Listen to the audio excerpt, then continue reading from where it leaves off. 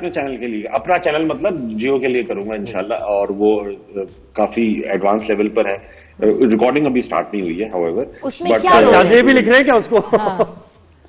दोबारा कहिएगा। शाहजेब खानजादा ही लिख रहे हैं, उनकी तहरीर है यार? नहीं, शाहजेब खानजादा के अलावा भी लोगों के हाथ हैं जियो में लिखने के लिए और वो शाहजेब भाई भी अपना प्ले लिख रहे हैं। इनफैक्ट उसमें मुझे अभी तक उन्होंने ऑफर नहीं किया। सही है। लेकिन अच्छा एक चीज बताओ, ये दूसरा है ताबिश, एक चीज मैं भी लिखने में थोड़ी मदद कर रहा हूँ। अच्छा ये मदद कर रहा है। हाँ, यानी राइटर भी, एज ए राइटर भी अब इंट्रोड्यूस कर रहे हैं। अब लिख भी रहे हो ताबिश, किसके साथ? क्या कह रही है ना, आवाज कट रही है मुझे। यार ताबिश जी हमसे खेल रहे हो क्या तुम यार? ये क्या कर रहे हो यार, ऐसे ना करो। मैंने कहा आपने कहा कि आप लिख भी रहे हो ड्रामे में कुछ, अभी जो मुझे समझ नहीं आई पूरी तरह। आपने क्या कहा कि मैं लिख भी रहा हूँ ड्रामा? अच्छा, अब आपने जो कुछ पूछा ना मैं अपने अंदाजे के मुताबिक जवाब दे मुझे समझ में कुछ नहीं आया, लेकिन क्योंकि आवाज इतनी कट गई। जो प्ले कर रहे हैं उसमें मैं अभी तक तो ये है कि अभी तक तो सिर्फ अदाकारी कर रहा हूँ। मेन कैरेक्टर लीड कैरेक्टर ही होगा, और स्क्रिप्ट में ज़ाहिरी बात है थोड़ी सी, क्योंकि वो मैं ही होऊंगा, मैं कोई बहुत डिफरेंट आदमी नहीं प्ले कर रहा हूँ, तो उसके लिए जो है वो जाहिर बात है, if I am playing my self तो इसके अंदर थोड़ा बहुत इन्वॉल्व रहना पड़ेगा। बाकी प्रोडक्शन तो मैं नहीं, मेरे अच्छा मैं सवाल समझ भी नहीं आया। ताबिश जरा कोशिश करो ये सवाल समझने की। अभी आपके शो पे हमने एक क्लिप देखी जो ज़ारा नूर से उसमें आई हैं, और वो आप कुछ सवाल करते हो, वो खफा हो जाती है कि वो ये सवाल मैंने पहले कहा था कि नहीं पूछना, उसके बाद वो रोते हुए वहां से चली जाती है। ये क्या था? ये रियल हुआ है, पब्लिसिटी स्टंट था? दोनों इज वेरी अनलाइक यू, दोनों सिचुएशंस। अच्छा, मैं आपको उसका जवाब दे देता हूँ। मुझे जितना समझ में आया वो मुझे सिचुएशन याद है। अच्छा, हुआ ये कि ज़ारा नूर के जो हस्बैंड है असद, वो दो बार मेरे शोज पे आ चुके हैं, और वो उनको पता है कि हम बैक स्टेज कभी कभी किसी ना किसी के साथ देख दाग के प्रैंक करते हैं। अच्छा, प्रैंक बिहाइंड द सीन हम करते हैं, और वो रिकॉर्ड नहीं करते, वो सिर्फ अपने मजे के लिए कैरेक्टर को, वो आर्टिस्ट को या गेस्ट को थोड़ा सा कंफर्टेबल करने के लिए कि देखो हंसी मजाक का माहौल है ताकि स्टेज पर जरा इजी हो जाए सब, वो करते हैं। अच्छा, ज़ारा को ये बात पता थी कि हम प्रैंक करते हैं, she was under this impression कि मैं आऊंगी तो मेरे साथ कोई बैक स्टेज प्रैंक जरूर होगा, तो वो बिल्कुल ही एकदम वो थी कि रेडी थी प्रैंक के लिए, कुछ भी हो सकता है। अच्छा, उस दिन हम इत्तेफाक की बात ये प्रैंक नहीं कर रहे थे हम, क्योंकि बैक टू बैक शोज थे, टाइम ही नहीं था प्रैंक करने का। तो ज़ारा ने मेरी टीम से बैक स्टेज ही डिसाइड कर लिया था कि वो मेरे साथ प्रैंक कर देंगे उल्टा। अच्छा, अब हम स्टेज पे बैठ गए और मुझे कोई अंदाजा नहीं था इन चीजों में। यूजुअली टीम जो होती है आपकी कंटेंट टीम, वो मिल जाती है गेस्ट के साथ और कहती है चले भाई ताबिश भाई के साथ शरारत हो जाए, कोई बात नहीं। और अब शरारत शोज पे क्या ही हो सकती है, यही हो सकती है कि गेस्ट एकदम से टर्न हो जाएगा, कुछ ऐसा कर देगा, गुस्सा कर लेगा, रो पड़ेगा, मैक्सिमम यही हो सकता है शो के अंदर अगर कोई प्रैंक करना हो। तो उन्होंने जो था वो ये सोचा कि मैं किसी भी सवाल पे, और ज़ारा ने बड़ी अच्छी एक्टिंग करी, तो मैं भी फिसल गया कि शायद यही हुआ है कि इनके साथ कुछ हुआ होगा, और मुझे बिल्कुल पता नहीं था कि हनी सिंह के साथ कुछ हुआ है कि नहीं हुआ। तो एक्चुअली आप परेशान हो गए, वर यू शॉक्ड कि ये क्या? हाँ, ये तो मैं नहीं पता था कि ये क्या हो रहा है। तुम तो बड़े परेशान हो गए होगे कि ये क्या हो रहा है। कब पता चला फिर? I am sorry. हाँ, तो वो प्रैंक हो गया, तो थोड़ी देर बाद मुझे अंदाजा हो गया, 10 सेकंड बाद ये प्रैंक हो रहा है, तो मैंने फौरन ही असद सिद्दीकी को फोन कर लिया। मैंने कहा भाई आपकी बेगम जो है ना मेरे साथ प्रैंक कर रही है, सब देखे। तो वो कामयाबी के साथ हो नहीं सका, लेकिन वो काफी लोग ये समझे कि मैंने को रुला दिया, ऐसा कुछ हुआ नहीं था, वो दैट वाज़न्ट सीरियस। यार ताबिश, इस वक्त सूरत-ए-हाल ये है कि हम अवाम बन गए और तुम अरबाब इख्तियार बन गए हो कि हमारी आवाज पहुंच ही नहीं रही तुम तक। यार प्रॉब्लम हो गई, वो भी नहीं समझ आई। छोटे छोटे सवाल करो। मैं ये कह रहा हूं कि हम अवाम बन चुके हैं और तुम अरबाब इख्तियार हो, जिन तक अवाम की आवाज नहीं पहुंची। ज़ोएब भाई, मैं आपको मेरा सवाल पूछे, वो इनको आवाज ही नहीं आ रही, क्या कोई नेट का इशू? जितना शो किया है ना मैंने अपने अंदाजे भी किया, मुझे आप लोगों का एक सवाल समझ में नहीं आया। अच्छा, अब मैं क्या सवाल, मुझे एक बात बताएं, जो आपके शोज पर अक्सर लोग ऐसे आते हैं जो बहुत, जिनके साथ मजा आता है ना, कि मजाक को वो समझते हैं और उसके बाद फिर आपको जुमला देते हैं, आप फिर पंच देते हैं, लेकिन बहुत से लोग बड़े बोरिंग से आते हैं, है ना? समझ आई ये वाला सवाल? समझ आ गया?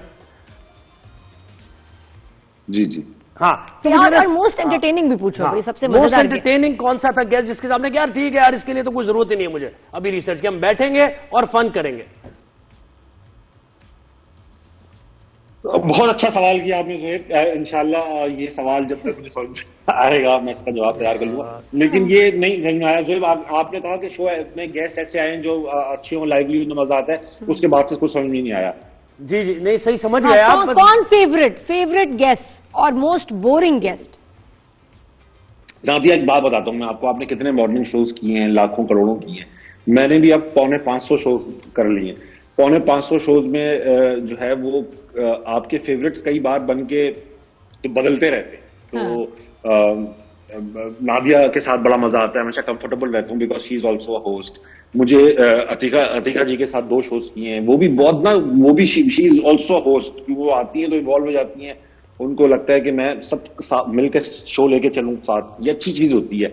Anybody who is doing that, anybody who wants कि यार ये जो जिस शो में मैं बैठा हूं, चाहे वो मेरा हो ना हो, किसी और का हो, अच्छा हो, तो जो भी इस नियत के साथ आता है ना, वो मेरे सारे फेवरेट हैं। और इस तरह के कई लोग आए, मेजोरिटी तो नहीं कहूंगा इस तरह की, लेकिन कई लोग आए हैं। और ये यंगस्टर्स जो आते हैं, जो यंगस्टर्स आते हैं, हुमायूं सईद, अदनान सिद्दीकी, फैसल कुरैशी, जब ये यंगस्टर्स आते हैं तो ये यंगस्टर्स जब आते हैं, ये शो अच्छा करके जाते हैं और इनको कोई ये टेंशन नहीं होती कि फलां ये बोल दूंगा तो ये हो जाएगा, फलां ये, they have been there forever, तो उनको ये टेंशन ही नहीं होती।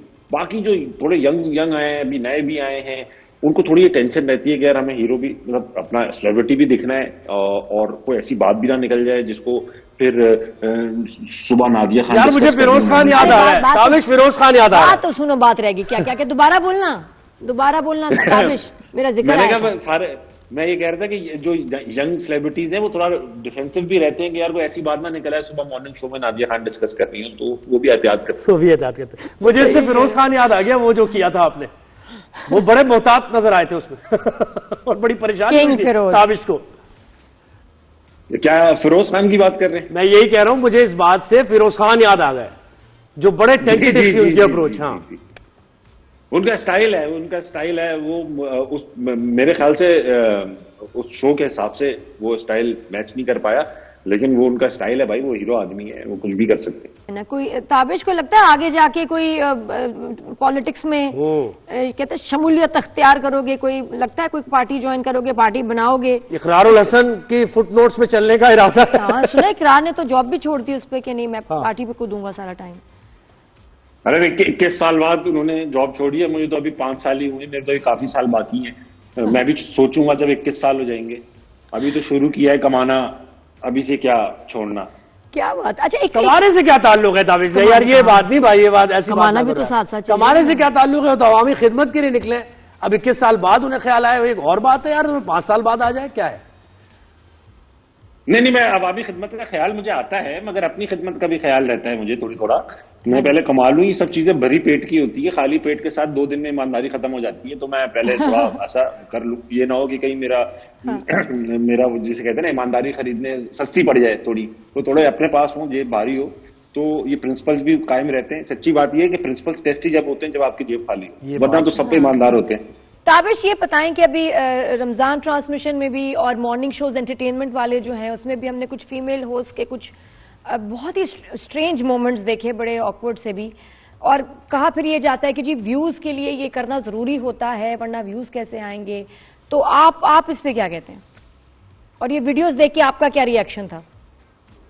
मैंने देखे वीडियोस देखकर तो ऑनेस्टली स्पीकिंग कभी कभी क्रिंज फील आती है, कभी एंजॉय करते हैं, कभी वो मीम लगती है, मगर कुछ चीजें ऐसी लगी जो काफी डेस्परेशन शो कर रही थी। मतलब अगर कंटेंट निकालना ही है ना दिया, तो देयर आर मल्टीपल वेज। आप गेम सेगमेंट्स बना लें, ऐसे गेम्स बना लें जिसमें आपको पता हो कि यार कुछ जो जवाब देगा गैस वो फनी ही निकल आएंगे, क्योंकि सवाल ही ऐसा पूछा गया।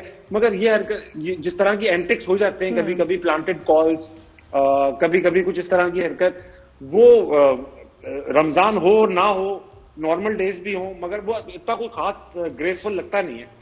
तो रेटिंग का चक्कर है। अब ये टफ मुकाबला है भाई, somebody is getting paid so highly। हम सब जो न्यूज चैनल से बैठते हैं या शोज के होस्ट बनते हैं, ये कोई सस्ता काम नहीं है, हम बहुत पैसे ले रहे होते हैं, a lot of things are on the line। तो कभी कभी ये डेस्परेशन आ जाती है।